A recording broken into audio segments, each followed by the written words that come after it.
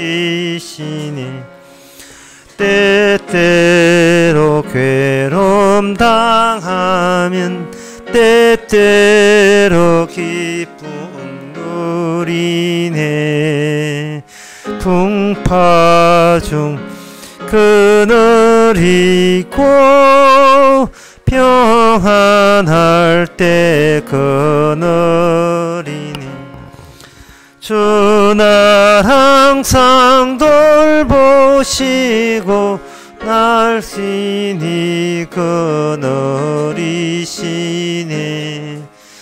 주 날 항상 돌보시고 날씬히 그늘이시네. 내 주의 손을 붙잡고 천국에 올라가겠네. 괴로우나 즐거우나 예수가 그늘이시니 주 날 항상 돌보시고 날 친히 그늘이시네. 주 날 항상 돌보시고 날 친히 그늘이시네. 4절 다 인나서 합시다. 이 세상 이별할 때 지옥의 권세 깨뜨리고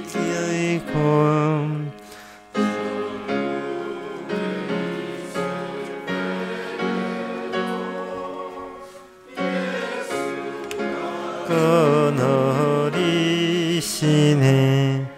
주 날 항상 돌보시고 날 친히 그늘이시네. 주 날 항상 돌보시고 날 친히 그늘이시네. 아멘. 다같이 묵도함으로 낮 예배를 함께 드리겠습니다.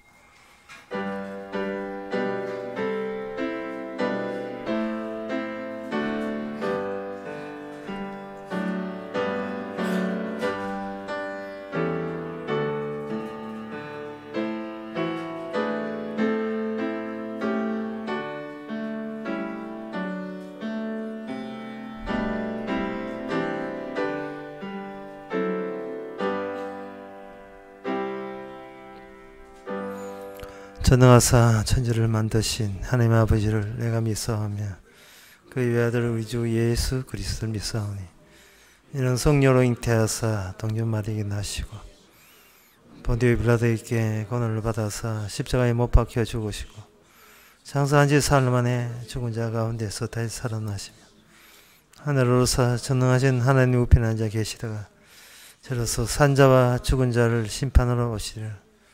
성령을 믿사오며 거룩한 공예와 성도와 서로 통하는 것과 죄를 사하여 주시는 것과 몸 대신 사는 것과 영원히 사는 것을 믿사옵나이다. 아멘. 여호와여 내가 소리를 부르짖을 때에 들으시고 또한 나를 긍휼히 여기사 응답하소서. 너희는 내 얼굴을 찾으라 하실 때에 내 마음이 주께 말하되 여호와여 내가 주의 얼굴을 찾으리이다. 하나님 아버지, 모든 긍휼과 용서와 자비가 사람의 얼굴에서 나온 것이 아니고 주님의 얼굴에서 나온다는 이 당연하고 실질적인 현실을 이 시간 저희들 새롭게 깨닫게 하여 주시옵소서. 예수님의 이름으로 기도합나이다. 아멘. 교동문 45원입니다.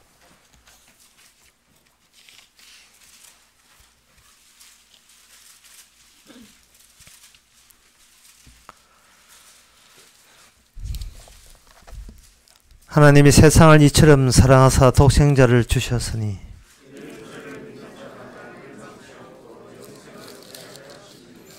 하나님이 그 아들을 세상에 보내신 것은 저로 말미암아 세상이 구원을 받게 하려 하심이라.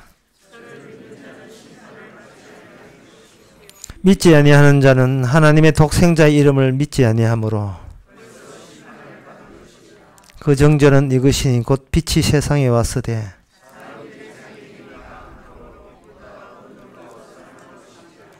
악을 행하는 자마다 빛을 미워하여 빛으로 오지 아니하나니 진리를 좇는 자는 빛으로 오나니. 아멘. 자리에 앉아서 찬송가 98장 합시다.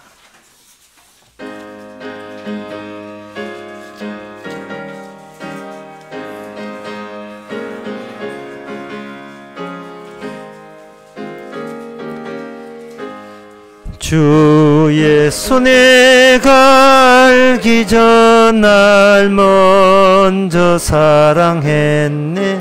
그 크신 사랑 나타나 내 영혼 거듭났네.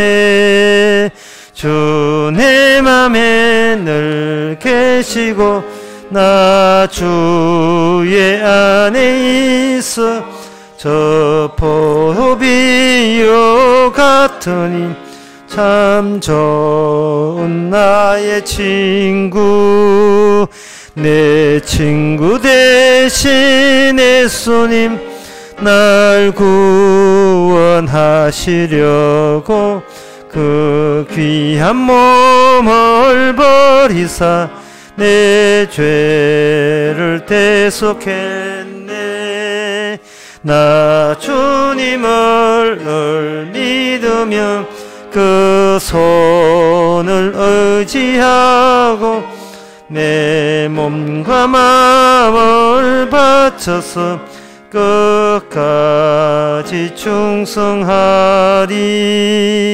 내 진실하신 친구여 큰 은혜 내려주사 날 항상 보호하시고 내 방패 되옵소서.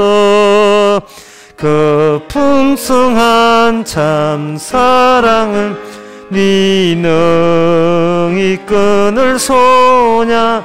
날 구원하신 예수는 참 좋은 나의 친구.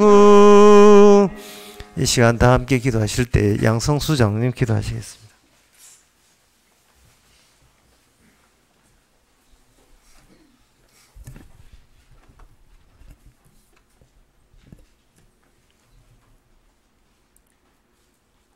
한순간도 하나님께 선한 모습으로 설 수 없는 저희들을 이 시간 또 지극한 사랑으로 불러 모아 위로부터 오는 진리의 말씀을 듣게 하시고 성도 간의 믿음의 교제 가운데 있게 하시니 그저 주시는 주님의 사랑에 감사합니다.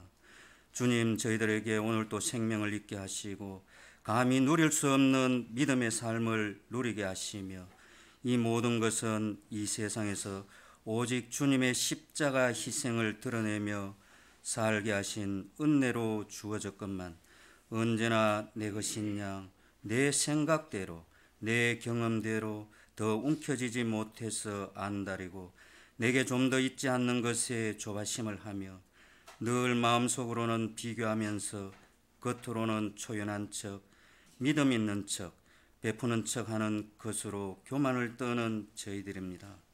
주님, 이 시간 오직 선한 말씀 가운데 저희 속에 교무히 포장하고 있는 죄를 밝히 드러나게 하셔서 주님의 선제적 용서하심에 낮아지게 하옵소서.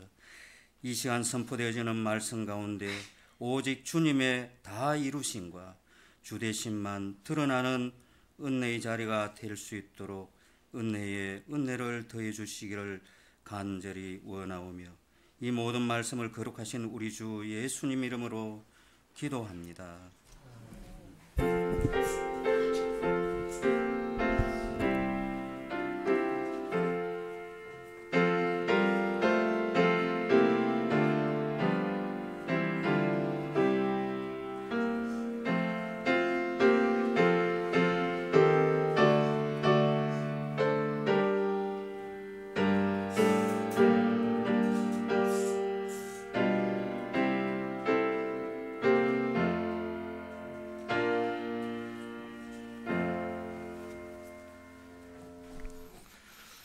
이 시간 광고 시간입니다.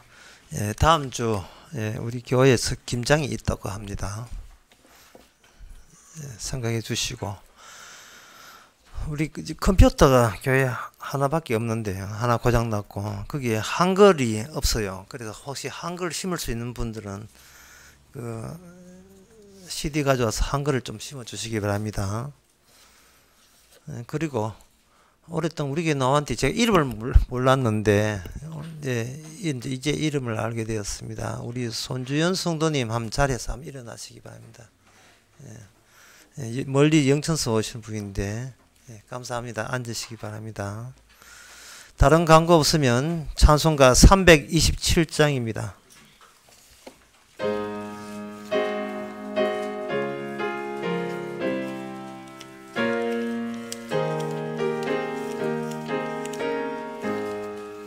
죄짐을 지고서 고나거든 내 마음속에 주 영접하며 새 사람 되기를 원하거든 내 구주를 영접하라. 의심을 다 버리고 구주를 영접하라. 마음 문 다 열어놓고 내 구주를 영접하라. 정결케 되길 원하거든 내 마음속에 영접하며 생명수 마시기 원하거든 주의 구주를 영접하라. 의심을 다 버리고 주를 영접하라. 마음은 다 열어놓고 내 구주를 영접하라. 진실한 친구 원하거든 내 마음속 주 영접하며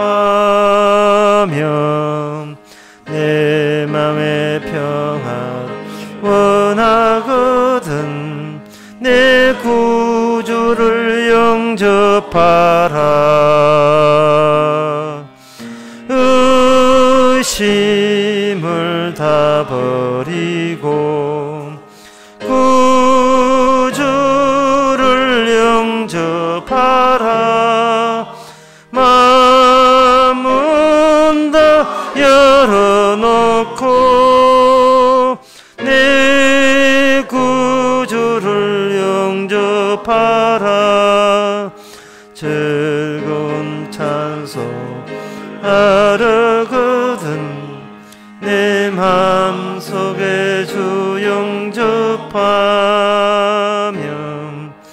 평안한 복지에 가려거든 내 구주를 영접하라. 의심을 가버리고 구주를 영접하라. 마음은 다 열어놓고 내 구주를 영접하라. 하나님의 말씀은 갈라디아서 6장 17절에서 18절까지입니다.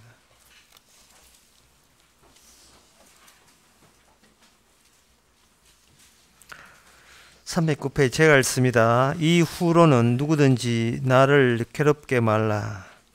내가 내 몸에 예수의 흔적을 가지노라. 형제들아, 우리 주 예수 그리스도의 은혜가 너희 심령에 있을지어다. 아멘. 야고보서를 사도 바울이 마지막 끝내면서 자기 자신이 예수님과의 만난 그 결과가 어떤 결과가 있었다 하는 걸로 마감을 합니다. 이거는 하나의 그 종결이죠. 모든 것을 마무리 짓는 겁니다. 더는 다른 해석 없다. 또는 새로운 피조물에 대해서 다른 생각을 갖지 말라. 내가 새로운 피조물 무언가를 내가 확실하게 끝내줄게 하는 심정으로 이야기하는 겁니다. 그게 뭐냐 하면은 누구든 내 몸에 예수의 흔적을 가졌다.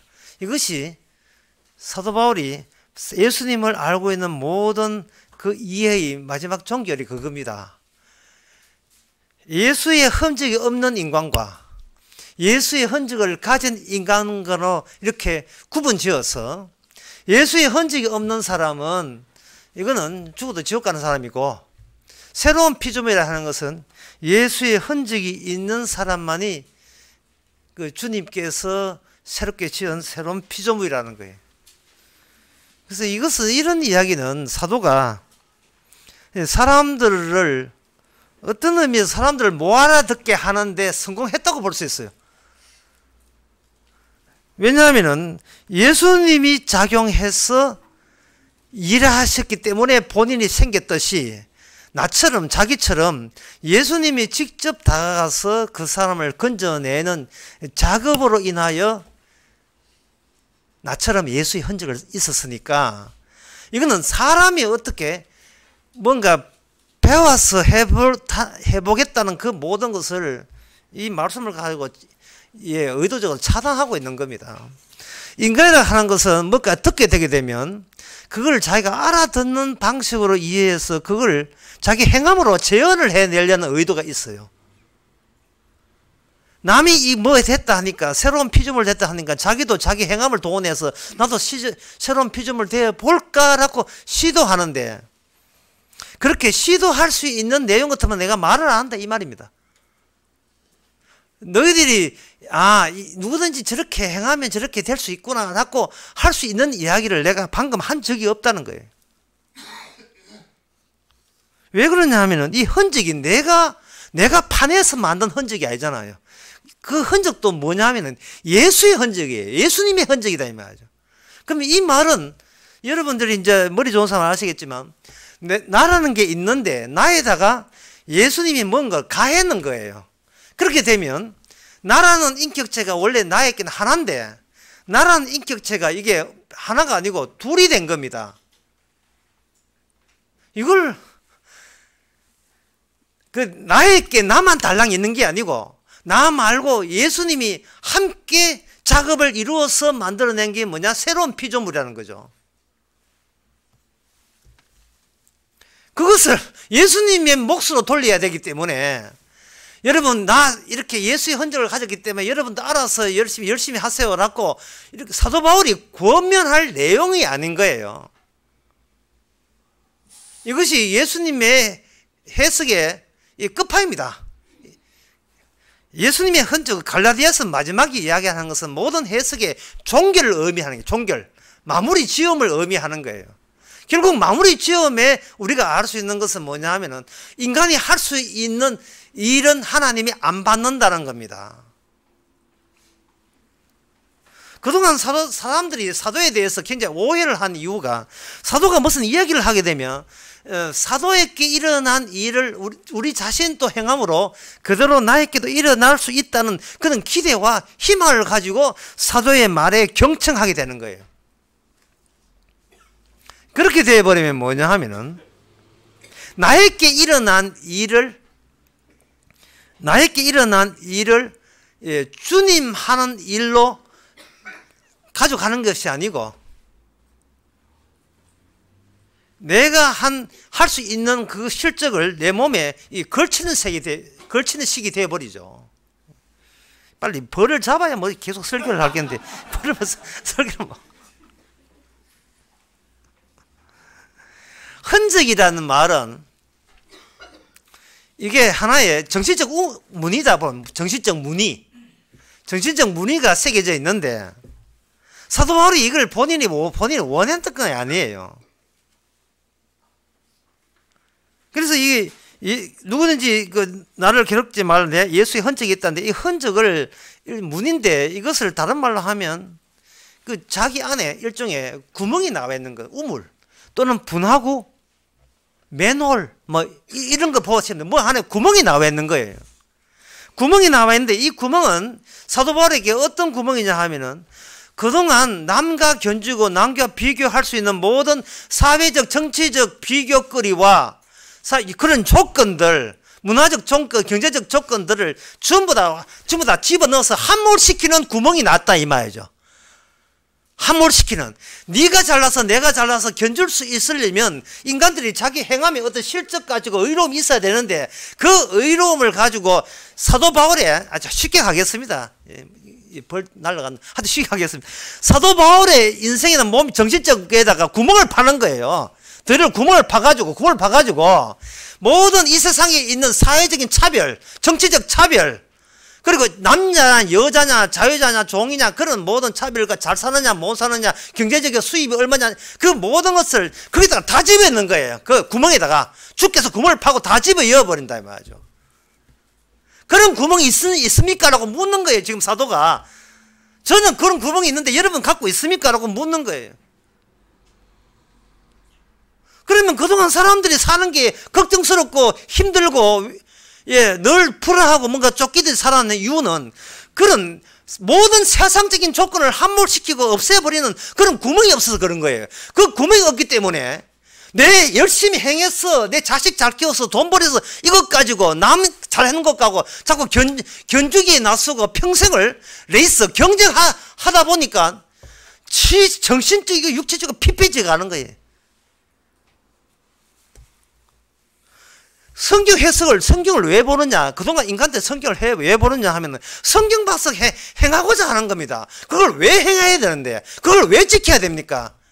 지키면 남보단 더 나을까 싶어가지고. 이걸 지키면 예전보다 내가 우수한 사람이 될까 싶어서. 종교적인 어떤 차이가 나로 하여금 죽어서도 천당 가는 조건이 된다고 그렇게 생각하는 거예요.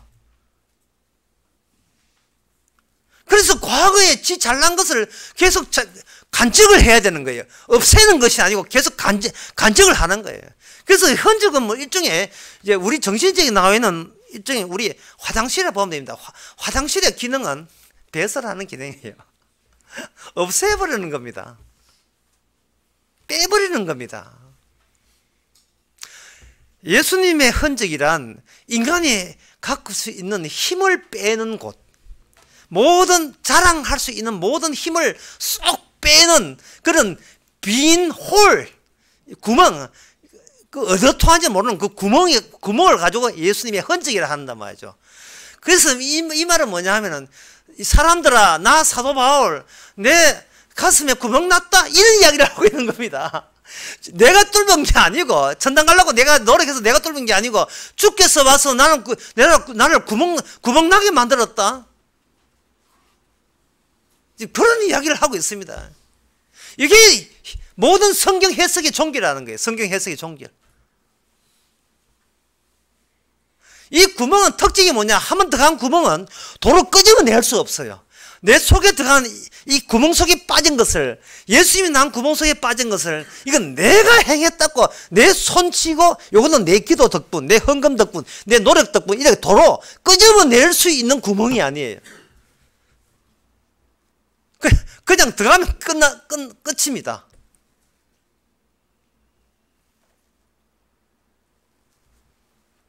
그런데 그거하고 누가 비교하느냐 하면 오늘 본문에서 누구든지 나를 괴롭게 말하겠거든.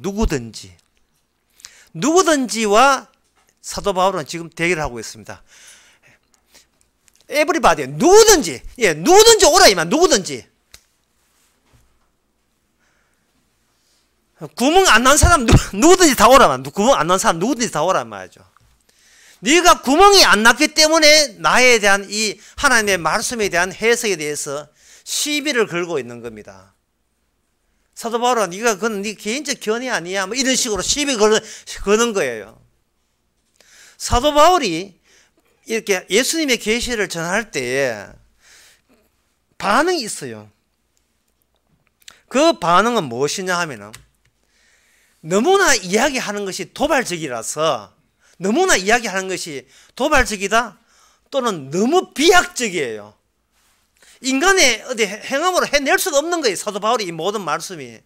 그러니까 그들이 화가 나가지고 사도 바울에게 시비 걸 수밖에 없잖아요. 그 시비 거는 그 무리의 집단을 오늘 본문에서 뭐냐면 누구든지라고, 누구든지 오라는 거예요.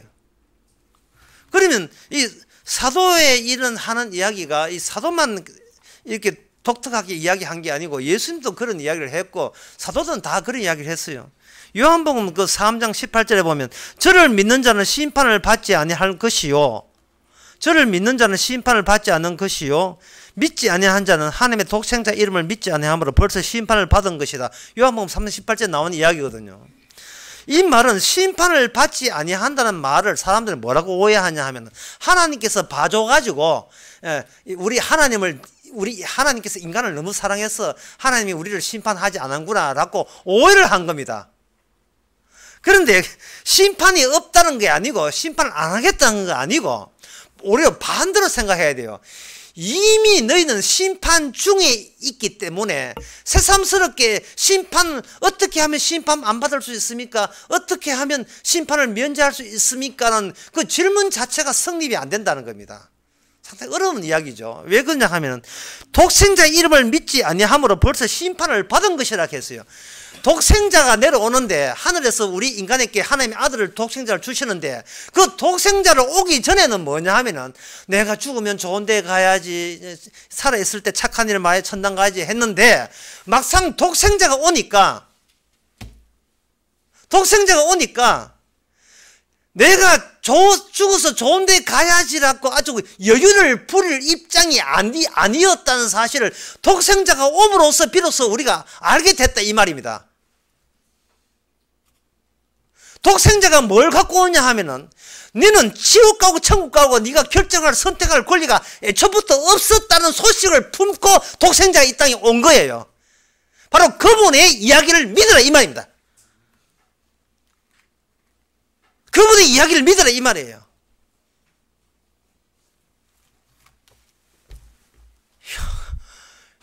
정말 이 에브리바디 누구든지 오해해요. 모든 인간이 다 오해하고 있습니다. 올림픽 때 보면 올림픽 때 중계방송을 하잖아요. 항상 올림픽 때 보면 그런 사람이 있어요. 올림픽 때 이제 관객을 쫙 비싸줘요. 예, 지금 스타디움에 계획식 할 때 관객을 쫙 비싸주잖아요. 비켜주게 되면 큰 피켓에다가 영어로 존 스노커 3 해놓고 점 찍고 16절 그거 들고 뛰는 사람들 꼭 있어요. 이 뭐냐면 전 세계 40억에 중계되는 이 올림픽 개회식에 이 화면 속에다가 뭐냐면 요한복음 3장 16절을 집어넣고 뛰는 사람이 있어요. 하나님은 세상을 사랑한다는 거. 그게 맞는 말이냐 하는 거예요. 사람들은 그걸 보고 나는 해석이 가능하다고 생각하는 거예요. 에브리바디 모든 인간들은 하나님을 인간을 사랑한다는 거예요. 그게 바로 엉터리라는 것이 사도 바울의 최종적인 해석입니다. 하나님이 인간을 사랑하지 않으면 심판 자체를 없애야 돼요. 여호와 증인처럼. 요새 군에 안 가려고 여호와 사람이 많이 온다는 거예요. 여호와 증인처럼 아예 심판이 없어야 돼요. 지옥이 없어야 돼요. 그래서 요한복음 18절에 보면 하나님께서 심판을 받지 않은 것이 할 때 심판을 하나님 쪽에서 없애준다고 생각하는 거예요. 그게 아니고 생각을 반대로 해야 돼요. 이미 심판 중에 있는 겁니다. 이미 심판 중에 우리가 참 이 선입관이라는 게 이리 무서워요. 교회가 장사하려고 이 선입관을 유파시킨 거예요. 교회가 복음을 가로막아요. 이 교회가 없으면 복음을 이해할 텐데 교회 때문에 복음이 정반대로 이해되는 겁니다. 이 교회가 아니고 불교 절간입니다. 이러한 상황을 주께서 너무 잘 아시죠. 열왕기하 5장에 보면 나만 장군이 있는데, 여러분 나만 장군이 어떤 사람이냐면 아랍 나라에 지금의 내전하는 시리아입니다. 시리아의 군대 장관이에요. 국방부 장관인데 갑자기 문둥병 걸렸습니다. 그래서 나을 낳고 자기 몸을 낫게 했다고 엘리사, 이스라엘에 기적을 베푼다고 소문난 엘리사를 찾아오는 그 대목입니다. 거기서 나만 장군이 가장 잘못되게 오해한 것은 뭐냐 하면, 나 자신의 몸은 건강해야 된다는, 건강할 권리가 있다는 생각. 이것이 나만 장군의 이 결정적인 잘못이었습니다. 내 몸은 문둥병 되면 안 된다는 생각을 갖고 있었던 거예요. 평소에는 그걸 몰랐는데 문둥병 걸리고 난 뒤에는 이 문둥병 걸린 내한테는 비정상이라 보는 거예요. 주님 보기에 그게 정상인데 문둥병 걸렸다는 걸 비정상으로 보고, 문둥병이 안 걸린 것을 비정상으로 보는 게 아니고 문둥병 걸린 것을 자기 입장에 어울리지 않는 비정상으로 보는 거예요. 자기 자신은 문둥병 걸리면 안 되는 존재라고 일방적으로 그렇게 설정을 그렇게 한 거예요. 자기 자신을. 그런 설정된 엉터리 자아를 갖고 있으니 성경 해석을 어느 기절을 봐도 이게 똑바로 해석될 리가 없어요. 그래서 오늘 본문에서 사도 바울은 딱 인간을 두 종류로 나눕니다. 예수의 흔적이 있는 사람과 예수의 흔적이 없는 사람. 예수의 흔적 없는 사람은 지옥 가고 예수의 흔적이 있는 사람은 천국 가고. 그게 성경 해석의 끝이에요. 그래서 지금 사도 바울은 나에게 예수의 흔적이 있다. 예. 누구든지 다 덤벼. 누구든지 다 덤벼. 예. 나 예수의 흔적이 있다. 이 말은 사람들을 지금 놀래키게 하는 거예요. 근데 지금 이 말씀 듣고 여러분 전혀 지금 놀라는 표정들이 아니거든요. 왜 우리가 이 말씀 듣고 사도들 지금 놀래키려고, 너가 이 말 뭐 알았지 그지? 라고 놀래키려고 하는 말인데 전혀 우리는 무덤해가 무슨 이야기지 모르고 있는 것은, 그 전에 뭐라고 되어 있냐면 14절에 보면, 6장 14절에 보면 이미 자랑거리가, 우리에게 자랑거리가 확정되어 있어요. 우리에게 자랑거리자 뭐냐 하면은 내가 행한 것이 질적으로 높은지, 네가 평생 살아오면서 네가 산 성과가 높은지, 그것을 이미 자랑거리로 확정지어 놨어요. 자랑거리가. 그런데 14절은 뭐냐 하면, 내가 자랑할 것은 오직 뭐밖에 없냐, 예수 그리스도의 십자가 외에는 자랑할 게 없다고 사도 바울은 이야기했다 이 말이죠. 그러니까 사람들이 뭐라고 생각하냐면, 평소에 자기가 살아온 그 자랑거리에다가 이게 추가밥, 국밥에서 밥 하나 추가하는 것처럼 십자가를 거기 같이 보탤 수 있다고 생각하는 거예요.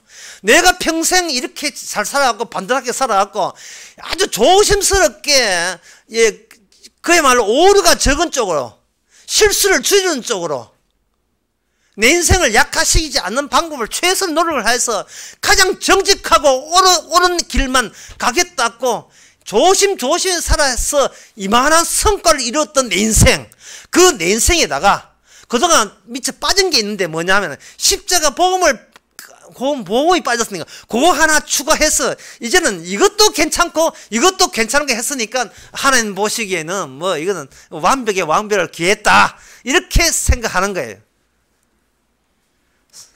사도 바울은 그런 사람을 뭐라고 하면 에브리바디에다가 집어넣어 버립니다. 바로 그게 누구든지 할 수 있는 일이에요. 누구든지 행함을 할 수 있는 거예요. 예수 십자가 복음을 평소에 자기 인생을 관리할 때 행함을 동원하듯이 천당 가는 방법조차도 자기 행함을 그대로 방식으로 집어넣어서 내 선택과 내 결정으로 예수 십자가 복음을 받아들일 수 있다고 여겨가지고 이것을 한 바구니에다가 비빔밥 그릇에다가 같이 집어넣는 거예요. 그래놓고 그것을 앞에다가 나의 자랑이라고 이렇게 브랜드를 붙이는 게 나의 자랑. 사람들이 어떤 말을 하나 행동할 때는요, 뭐 툭툭 떨어지는 게 있어요. 움직이를 바르다 출렁출렁 할 때만 툭툭 떨어지는 게 있어요. 그게 뭐냐 하면 나의 자랑이 막 떨어져가 있어요. 누구한테 이야기할 거나 누구한테 행동을 보일 때도.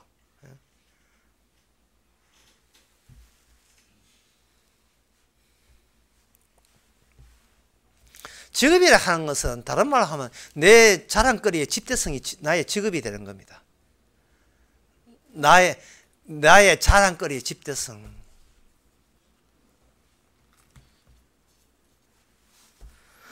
그런데 그 자랑은 사도 바울이 보기에는 에브리바디에 해당돼. 누구든지 해당되거든요. 그 자랑은 어디서 자랑하냐 하면 지옥 갈 때 지옥에서 자랑질을 할 자랑이다 이 말입니다. 지옥에서. 그러나 천국에서 자랑할 것은 뭐냐 하면 오직 십자가 only 오직 십자가뿐이에요. 십자가가 다른 자랑을 옆에 곁에 두지를 않습니다. 왜냐하면 십자가 진 것만이 인간이 어찌할 도리가 없는 거기 때문에. 인간이 자랑거리 하는 것은 자기 몸에서 양산된 거거든요. 근데 주님께서 그 몸에다가 구멍을 팠다는 말은 이거 썩어 빠진 거. 그러다 구멍을 파는 거예요. 구멍을 파고 호를 파는 거예요. 거기다가 예수 그리스도의 살아가신 행적과 예수님의 삶을 거기다 집어넣어버린 거예요. 다시 이야기하겠습니다. 여러분 제 말 잘 들어보세요. 이 예수님의 흔적이 나의 흔적이 아니고 예수의 흔적이에요. 무슨 말인지 아시겠습니까? 나의 흔적이, 예수의 흔적이 나의 흔적이 아니다 이 말이죠. 내가 기도 빡시게 하고 금식해가 얻어낸 나의 행함의 흔적이 이 예수의 흔적이 아니고 그냥 예수님이 찾아온 예수님의 흔적이에요. 예수님이 찢어버린 거예요. 찢은 거. 내 정신에다 찢어버린 거예요. 그래서 예수의 흔적만 남고 나머지는 전부 다 털어내야 될 그거예요. 예수님의 흔적이 장악권을 갖고 있어요. 예수님의 흔적이 나를 끌고 가는 것이지 내 안에 예수의 흔적이 있는 게 아니에요. 내 끝 중에서 예수의 흔적도 일부 들어있는 게 아니고 예수의 흔적만 돋보이기 위해서 내 인생은 떨어내야 될 남은 인생이 있는 거예요. 지금 사도 바울은 놀래키려고 이야기하는 겁니다. 너희들은 너거 자랑하지 나는 예수 자랑한다 그 이야기하고 있는 겁니다. 예수님이 십자가 진 것을 자랑한다는 게 14절 이야기고 오늘 본문 17절에서는 그것이 어디서 나오는가? 예수님이 있던 그 분화구에서 나왔다는 거예요. 우리 몸은 외피고요. 우리 속에 예수님의 흔적은 안감이에요.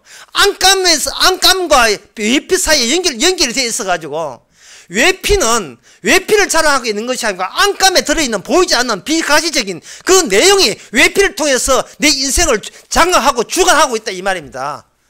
그저 뭘 해도 장사가 되든 안 되든 예수 그리스도만이 왜 자랑이 되어야 되는가? 그거는 장사가 잘 돼가 자랑질을 하는 그것 때문에 예수님이 수모를 당했다 고난 당했다는 걸 증명하기 위해서 우리는 우리의 외피에다가 썩어 빠진 외피에다가 구멍 내가지고 예수님이 십자가라는 안감이 외피를 바꿔서 흘러나오게 하는 식으로 나 인생을 산다. 내가 그런 인간이야. 에버레 덤비라 인간들아 누구든지 지금 그 이야기하고 있는 겁니다.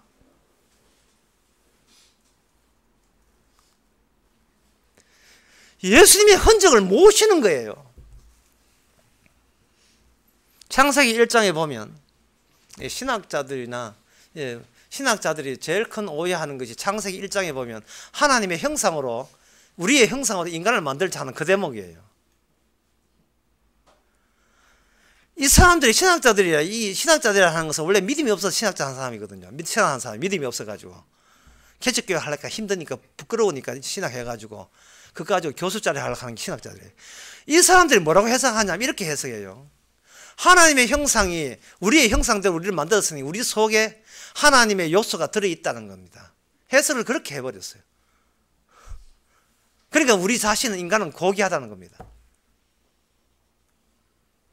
이거 2000년 교회 신학에서 사람들 이거 대환영하고 난리 났어요.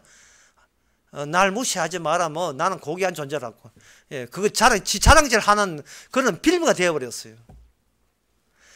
하나님의 그날 골로새서에서 하나님 형상은 아들의 형상을 말합니다. 이거는 뭐냐? 떨어내는 작업이 필요해. 떨어내는 작업. 하나님의 형상을 하는 것은 형상을 가렸던 것을 떨어내는 작업이 있을 때 거기에 담겨있던 숨어있던 형상이 드러나는 식으로 형상을 신약에서 그렇게 해석하고 있는 겁니다. 그 해석이 관련해서 오늘 본문 마지막에 와서는 뭐냐 하면 아예 에브리바디하고 모든 인간과 자기 자신의 예수의 흔적 가지고 절대적 비교, 최종적 비교를 하는 거예요. 예수의 흔적이 살아있었지 내가 살아있는 게 아니라는 겁니다. 내가 지금까지 살아온 것은 예수님의 흔적 덕분에 살아있지 나를 위해서 내가 있지 않다는 거죠. 여러분들이 어릴 때 저도 국민학교 때 학교 가면 늘 국민학교 때 보면 앞에 길에 집에 가면 내리막길에 장사치들이 있어요. 뭘 하느냐 하면은 소다하고 각설탕하고 쪽지, 조그만 쪽지 해놓고 대전 연탄에서 피어내는 일산화탄소 마셔가면서 쪼그리 앉아가지고 거기 가지고 뭐 하냐면 달고나 그걸 해요. 예, 쪽지에다가 엮어 해가지고 하면 막 연락가서 막 머리 아프기도 하는데 아프면서 있은 이유가 뭐냐 하면은 콕 탁 퍼줄 때는 요거 형상 유지하게 되면 하나 더 공짜로 해준다. 거기에 낱개 가지고 바늘 가지고 홈을 파나가요. 왜 파나가면서 뭐냐 하면은 우수리 그때 격까지 그거 아까워서가 아니라 그거 해야 코끼리든 뭐든 형상이 나오잖아요. 버릴 것과 취할 것을 구분하는 그런 예민한 바늘 갈아내는 예리한 손자국을 거기서부터 어린애들부터 시작하는 거예요. 돈 내고 그렇게 하는 게 축축하는 거. 예. 주님께서 지금 사도 바울이 고백하는 것은 뭐냐 하면 네 인생을 그게 우술이라는 거예요. 우술이. 예수의 흔적만 남아야지. 버릴 것과 취할 것을 분간도 못하고 있어. 인간들이. 자랑할 것과 자랑 못할 것을 분간도 못하고 있어요.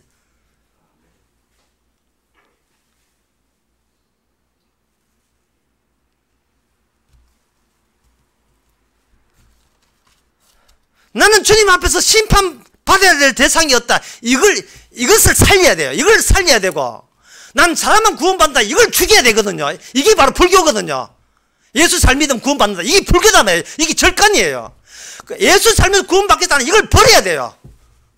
왜냐하면 그건 내 솜씨이기 때문에. 내 지난 과거이기 때문에 그래요. 여러분들이 인생 왜 쫓깁니까? 왜 자꾸 부단하게 쫓깁니까? 누가 쫓아옵니까?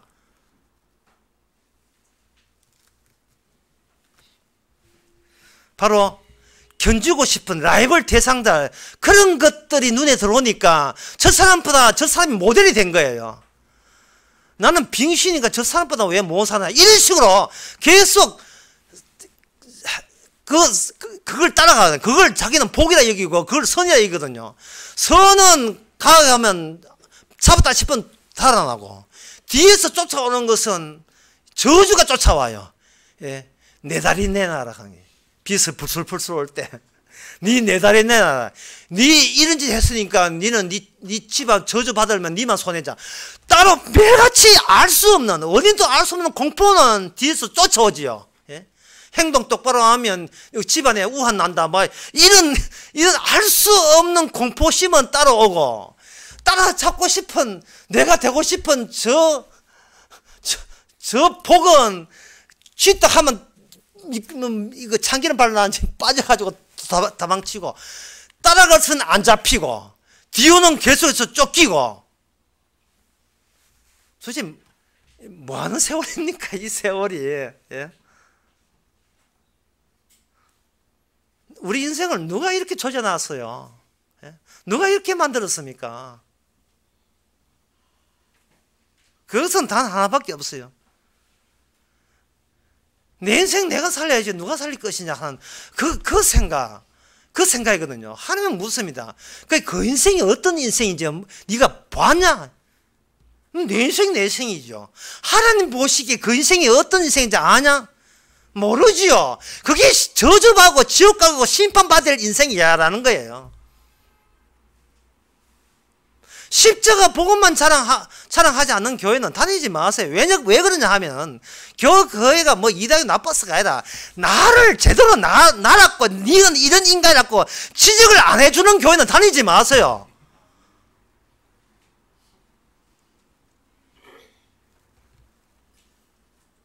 복을 주는 교회는 가지 마세요. 복 주는 교회는 다니지 마. 그거 가면 안 돼요, 복 주는 교회는. 복을 받게 되면 내가 마치 복 받을 권리가 있는 것처럼 내가 대해서 착각을 하고 오해한다니까요. 그러면서도 쫓기는 대팡 쫓기고 결국 늙어 죽고 결국 죽으면 남는 게 뭐가 있어요?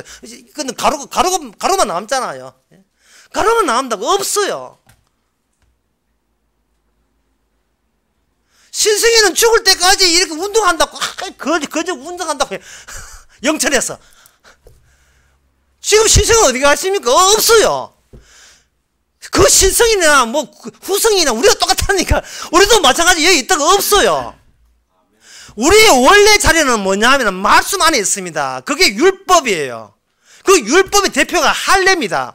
할례 안에 우리의 고향이 있다. 우리의 고향이 들어있다는 거예요. 우리의 고향으로.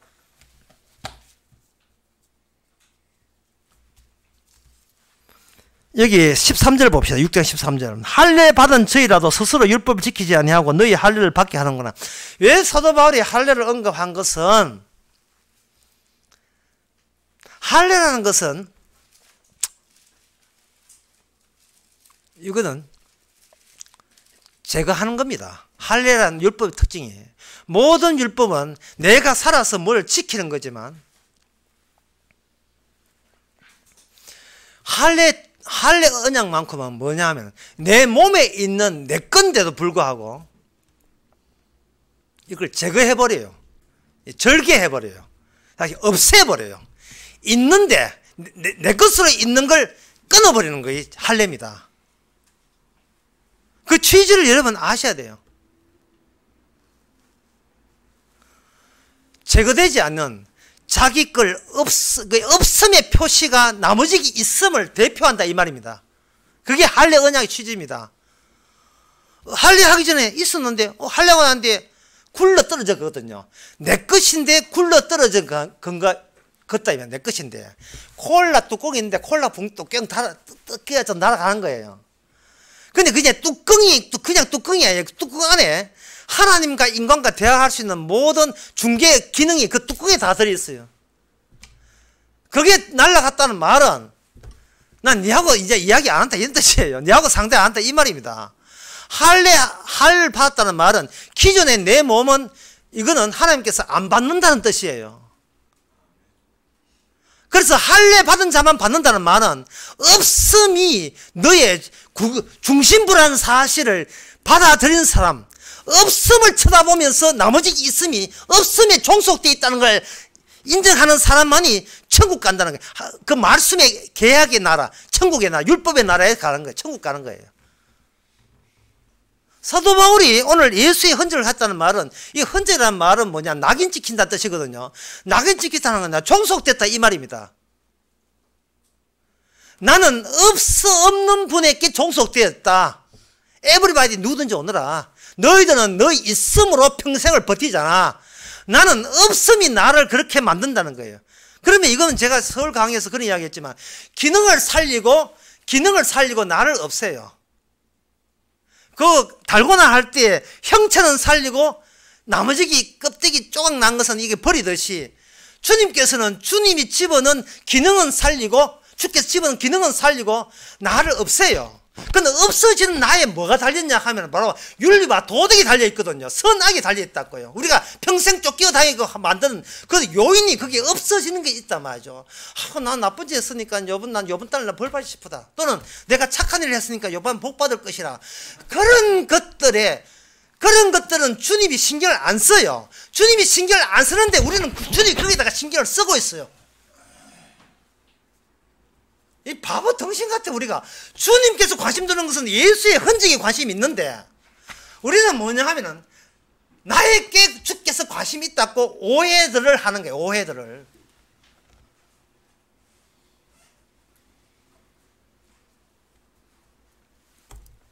희생 제물이 되려면 이게 절개될 부분이 있어야 이게 희생 제물로 받습니다. 희생 제물이 되려면 주님께서 주신 것을 가지고 다시 낚시 돌리듯이 끄집어내는 이것을 교환 체제 또는 교환 순환 체제라고 이렇게 이야기할 수 있거든요. 이게 어디서 나오냐 하면 이거는 문화 인류학에서 그런 이야기를 많이 해요.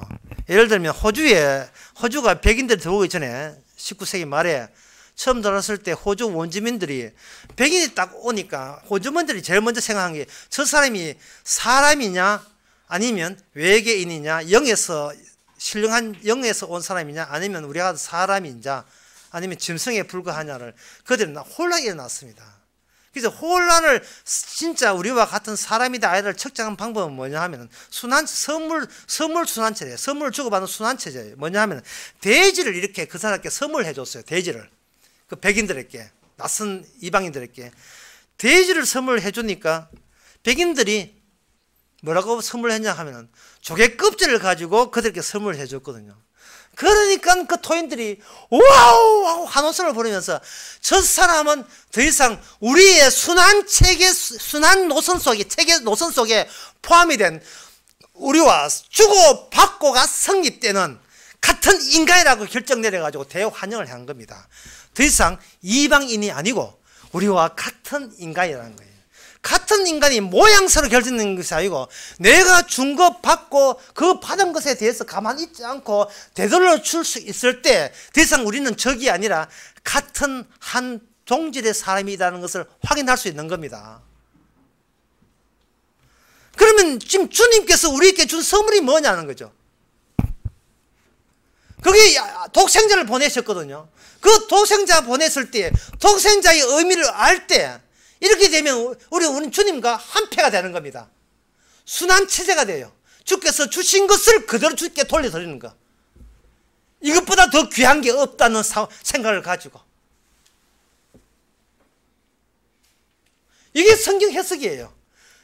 주로부터 와서 주로 말미암아 주께로 돌아가는 게 성경 해석입니다. 그 주께서 주신 것을 예수님 오시기 전에 뭐냐 하면 할례의 방식으로 표현했는데 그 할례의 방식이 바로 그 율법의 방식으로 표현하는데 율법의 방식의 대표가 뭐냐? 할례. 네 몸을 그대로 받지 않고 잘라내서 받겠다는 거예요. 그리고 그냥 잘라내서 나머지를 받는 게 아니고 그 잘라낸 그 부위가 바로 주님과 인간이 접속이 가능한 유일한 부위예요. 율법에 의해서 나는 있어도 없는 존재로 간주되는 거예요. 그게 할례 언약의 취지입니다. 그것이 나중에 신약에 오게 되면 이 땅에 보였던 부인데 보이지 않는 분의 희생, 그게 바로 세자로 하면 십자가입니다. 사도 바울은 나는 십자가만 자랑한다는 말, 이 말이에요. 십자가 자랑한다는 말은 그동안 악마가 나를 물고 뜯고 달래고 유혹하고 얼굴 못 보도록 만들기 위해서 그렇게 애썼던 그 악마가 나로 하여금 치중하고 관심 두고 똑바로 보게 했던 게 뭐냐가 비로소 밝혀졌습니다. 그건 뭐냐? 내가 착하게 살았느냐, 나쁘게 살았느냐, 내가 어떻게 하면 나를 천국에 보내느냐, 바로 나의 나머지 있음, 이 있음에다가 집중, 신경 다 인생을 거기다 다 소모하게 만들어 거기다 투자하게 만들었던 그 덩어리를 이제는 우리는 우수리로 갖다 툭툭 쳐가지고 날려 보내버려야 되죠. 그래야 예수의 흔적만 남았니까. 이게 성경 해석의 끝판이에요. 끝장이에요. 이게 갈라디아서 마지막에 나옵니다. 여러분 그렇게 해서 그 다음에 누굴 만나야 하냐 하면 여러분들이 사도 바울처럼 만나야 돼요. 에브리바디를 만나야 돼요. 누구든지 만나야 돼 이제는. 예. 이래가지고 도 닦는다고 지리산 올라가지 말고요. 예. 지리산 개발도 안 돼. 그 살지도 못해. 하여튼 또 장날 되면 또 내려와야 되니까. 누구든지 만나야 돼요. 누구든지 만나야 될 이유가 그 에브리바디, 그 누구든지 하고 예수의 흔적이 있는 나하고 어떤 차이가 있는가를 이제는 넉넉한 마음에서, 쫓기지 않는 마음에서 한번 비교해 보세요. 비교해보면 그 상대방의 말투나 말치나 그 내용이나 행동 속에서 바로 주님이 찾아오기 전에 내가 살았던 그것을 그대로 리바이벌 하듯이 그 눈에 다 들어올 거예요. 다시 이야기하겠습니다. 이 흔적이 내 흔적이 아니고 내가 열심히 충성한 흔적이 예수님의 오신 흔적이에요. 그러면 예수님의 흔적은 뭐냐? 예수님은 율법을 완성했잖아요. 그 율법을 완성했으면 뭐냐? 이거는 뭐냐 하면 바로 세상의 우주의 모든 비밀을 감추어진 원리가 예수님의 흔적, 십자가를 통해서 해석이 다 이미 완료가 되었다는 뜻이에요. 그러면 예수의 흔적이 우리 정신적 속에 있다는 말은 창세 전에 우리가 있어야 될 나의 자리를 주께서 이미 지정해 줬다는 게 되는 겁니다. 내가 본래 내 고향으로 돌아가고 있는 중이라는 뜻이에요. 예수의 흔적이 있는 것이라는 말은 율법의 완성이 내 안에 있다는 말이고, 율법 안에는 내가 구원돼야 될 이미 주께서 창세 전에 선택자를 내 자리에, 그 자리에 주께서 친히 마련하시고 그 자리에다가 나를 지금 데려가고 있다는 그 증거로서 나에게 예수의 흔적을 주신 거예요. 이렇게 막 긴 설명해봐도 설명한다고 이해될 문제는 아니거든요. 아니기 때문에 다시 한번 정리해드리면, 내한테 예수의 흔적이 있다는 말은 뭘 가졌다고 생각하지 마시고 버려야 될 게 비로소 눈에 들어온다고 생각하시면 여러분 이 해석에 동참하시는 분입니다. 내가 버려야 되는데 안 버리기 때문에 평생을 여러분들은 협박과 급박과 협박, 괴수에서 보이지 않는 공포에 늘 휘둘리면서 쫓기면서 살아가고 있어. 지금 계속같이 너무 안 돼도 너무 안 됐어. 정말 불쌍해서 미치겠어. 정말. 사도 바울은 말합니다. 로마서 2장 28절에서 유대인들아, 왜 피에다가 할례를 하느냐? 내 피에, 내 안감에다가 할례를 행하지. 안감에다가. 이거 그 대목에 나와요. 유대인이 아니라는 것은 표면적 유대인이 아니에요. 이면적 유대인이 유대인이다. 내 정신에 구멍 뚫려야 돼. 예수님이 내 정신에 구멍 뚫어야 돼요. 그런데 교인들이 어디에 구멍 뚫느냐 하면 자기가 평소에 살아왔던 그 행실을 그대로 발휘해요. 뭐냐 하면은 뭐든지 내가 이만한 사업과 이만한 가정을 한 것은 내가 노력해서 했다. 그렇다면 천당 가는 것도 천국 가는 것도 목사 말 듣고 목사 말을 내가 믿어주면 되잖아. 믿는다는 행함을 발휘하면 되잖아. 이런 식으로 앉아있어요. 그 방식은 예수님 죽였던 유대인들이 했던 방식이에요. 착하게 살아왔는데 그 착하게 살아왔던 그 가치를 못 버리겠다는 거예요. 오히려 착하게 살아왔는데가 뭘 보태느냐? 예수 믿어주는 착함까지 거기다 더 보태겠다는 겁니다. 이거는 비빔밥도 그런 비빔밥, 이게 말이 안 돼요. 이거는가. 그러면 이게 나의 자랑거리가 된다고요. 많은 사람이 복음 듣고 도로 집으로 가버렸어요. 도대체 집에 다 떠나버렸어요. 많은 사람들이 그래요. 누구든지 그렇지요. 예, 안 그런 사람이 이상하지만. 가는 사람들이, 복음 듣고 가는 사람이 왜 가느냐 하면 화가 나서 가는 거예요. 왜 화가 나서 하면 평생을 애지중지하면서 제발 이것만큼은 안 다치게 해달라고 하는 그게 딱 있어요. 그게 숨어있는 자랑거리예요. 그게 숨어있는 자랑거리거든요. 그거 건드리면 벌컥 화를 내는 거예요. 그거 건드리면. 그러고 그 사람들이 뭐냐면 한국교회에 썩었다, 교회 목사가 그래서는 되겠는가, 돈을 바뀌고 뭐 그루밍인데 이게 전혀 처음 듣는 용어예요. 그루밍 뭐 성추행 또 교회가 교회다워야지 뭐 온갖 또 정치 이야기는 오죽 잘해요. 뭐 이렇게 하고 뭐 정원책이 쫓겨났단다. 왜 뭐 한나라당 변해 온갖 다 농장도 대면 하는데 정작 복음은 그런 이야기를 하는 거예요. 니는 니를 아느냐고 묻는 게 복음이에요. 그딴 소리 하지 말고 니는 니를 제대로 아느냐 이 말. 너는 너를 아느냐 이 말이죠. 남 이야기 할 거 없어요. 야, 그런 소리 해가지고 그런 소리 자체하고 또 지 안에 또 자랑거리가 더 보태져요.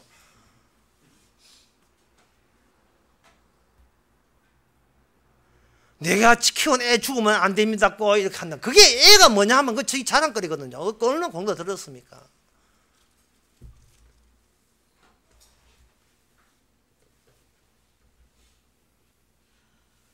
포르투갈 결혼해가 포르투갈 가는데 포르투갈 가서 하나 죽고 뭐 그런 이야기가, 이거는 실제 있는 이야기가 아니고 드라마에 나온 이야기입니다.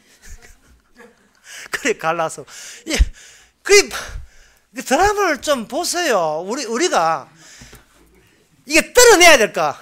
망치 가지고요. 이제 조금 다 만들었잖아요. 주님이 칩니다. 이거는 떨어내고, 이거는 잘라내고, 부숴버리고, 이거는 아끼면서 버리는 거예요. 여러분, 낙엽 보세요. 무슨 예쁜 낙엽이 있습니까? 예쁜 낙엽 없어요. 낙엽은 다 같아요. 예. 낙엽 따라 가버린 사랑이 아니에요. 낙엽 따라 가버린 사람이에요, 우리가. 사랑해. 아니, 인간 자체가 세월 따라 그냥 지금 연어가 바다에 나간 것처럼 다 흘렀는데 그냥 가버려요, 그냥.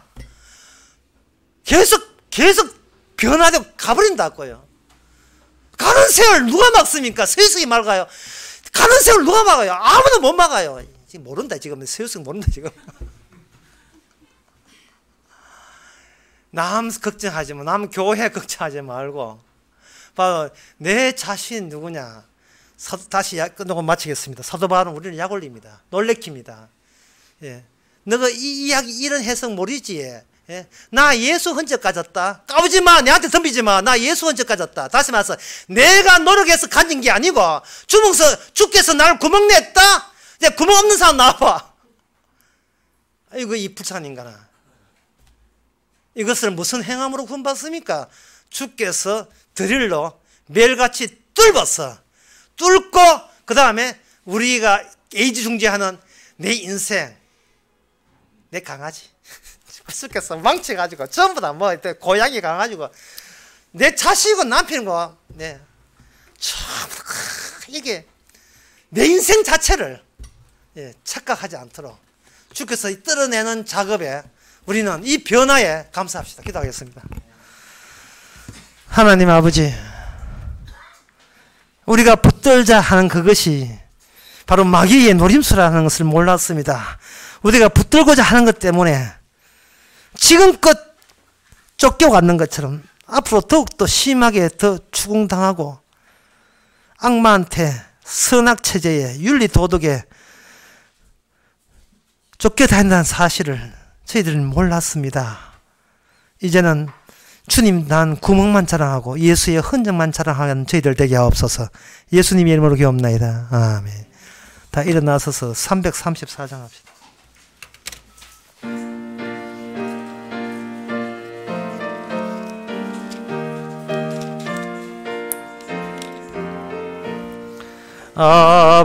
아버지여 이 죄인을 용납하여 주시고 아드님의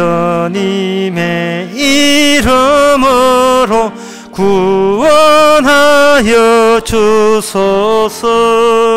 아버지를 떠나온 지 벌써 오래되었고 길급에서 고난 몸이 이제 돌아옵니다. 전에 하던 헛된 일을 원통하게 여기고 겸손하게 굽들여서 용서하심 빕니다.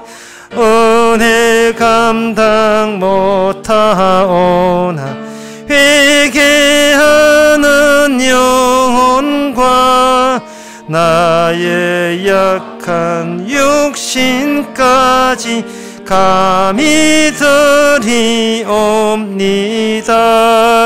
나의 죄를 사하시려 주님 죽으셨으니